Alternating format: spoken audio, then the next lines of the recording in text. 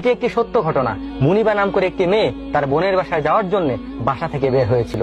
যেতে যেতে প্রতিমধ্যে অন্ধকার হয়ে যায়, রাত হয়ে যায়। সে দ্রুত যাওয়ার জন্য একটি শর্টকাট রাস্তা বেছে নিল। অন্ধকারের মধ্যে সে রাস্তা দিয়ে সে যখন যাচ্ছিল, সে দেখতে পেল সামনে একটি লোক দাঁড়ানো। সে খুব ভয় পেয়ে গেল। সে মনে মনে আয়াতুল কুরসি পড়তে লাগলো এবং ওই লোকটিকে অতিক্রম করে সে তার বোনের বাসায় পৌঁছে গেল। এবং পরদিন সকালে নিউজ পেপারে সে দেখলো সে যে রাস্তা দিয়ে এসেছিল গত রাতে, সেই রাস্তায় একটি মেয়েকে রেপ করা হয়েছে। এবং ওই রাস্তা দিয়ে ওই রাতে যত মানুষ গিয়েছিল তাদের সবাইকে থানায় ডেকে নেওয়া হয়েছে। যথারীতি ওই মেয়েটিকেও থানায় ডেকে নেওয়া হলো। তাকে জিজ্ঞেস করা হলো জেলখানার মধ্যে ওই রেপিস্ট লোকটিকে দেখিয়ে, এই লোকটিকে তুমি গতকাল রাতে ওখানে দেখেছিলে? মেয়েটি বলল, হ্যাঁ, একে আমি গতকাল রাতে ওখানে দেখেছিলাম। রেপিস্টকে বলা হলো, তুমি কি এই মেয়েটিকে গতকাল রাতে ওখানে দেখেছিলে? রেপিস্ট বলল, হ্যাঁ, আমিও তাকে দেখেছিলাম ওখানে। পুলিশ তখন বলল, তাহলে তুমি কেন তাকে রেপ করনি? ওই রেপিস্ট লোকটি অবাক হয়ে বলল, আমি তাকে কিভাবে রেপ করব?